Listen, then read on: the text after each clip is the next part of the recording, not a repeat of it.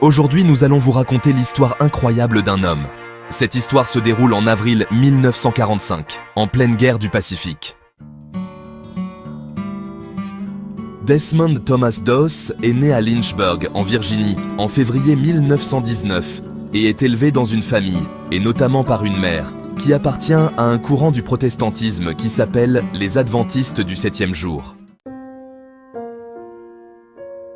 Les Adventistes du 7e jour sont ceux qui considèrent que le Christ arrivera très bientôt et que Dieu ne s'est pas reposé le 7e jour.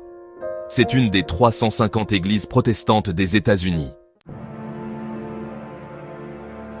Desmond Doss est donc élevé dans la non-violence, mais à la veille de la guerre, il voudrait tout de même faire son devoir. Mais pas question de porter une arme, pas question de tuer un soldat ennemi.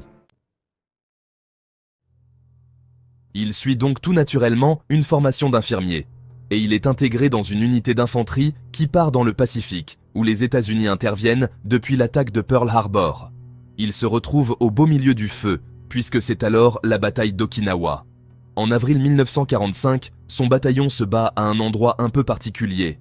Imaginez une sorte d'escarpement qui mesure 120 mètres de haut, l'escarpement de Maeda, qui pour les États-Unis et pour les Américains va devenir Hacksaw Ridge. Il faut parvenir à grimper au sommet de cette falaise abrupte, car c'est au sommet que se déroulent les combats. Les soldats y accèdent par un système d'échelles, et lorsqu'ils y arrivent enfin, ils sont accueillis par des tirs de mortier et des mitrailleuses japonaises. C'est un véritable massacre, au point que le bataillon de Desmond Doss reçoit l'ordre de battre en retraite. Doss, lui, décide de rester. Il refuse de laisser les blessés sur place. Au péril de sa propre vie, il reste dans cet espace, constamment balayé par les balles ennemies. Il prend les blessés l'un après l'autre sur son dos et les porte jusqu'au bord de la falaise. Là, il les fait descendre en rappel sur une civière, et chaque blessé américain est récupéré par les soldats restés en bas. Dans les jours qui suivent, il sauve bien d'autres soldats. Il rampe jusqu'à eux sous le feu, où il reste avec le blessé le temps que les secours arrivent. À chaque fois, il sauve ses camarades sous le feu ennemi et il s'en sort, comme par miracle. Un jour toutefois, il est lui-même blessé au bras.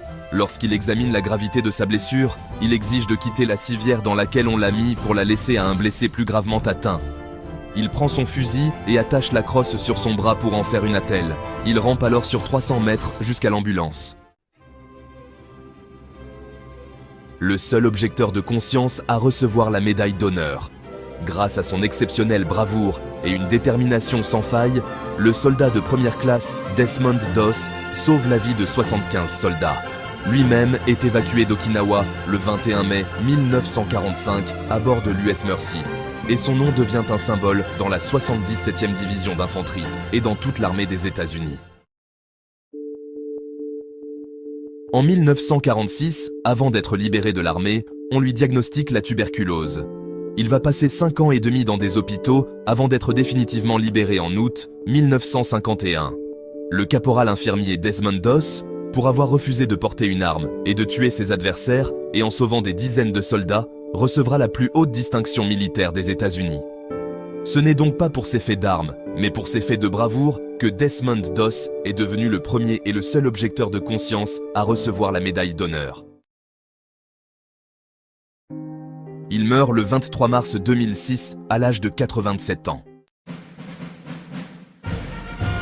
Il est enterré au cimetière national de Chattanooga, dans le Tennessee. Desmond Doss a fait l'objet d'un film, réalisé par Mel Gibson et sorti en 2016, Hacksaw Ridge, du nom de l'escarpement que les soldats devaient grimper. En français, le titre est devenu « Tu ne tueras point ».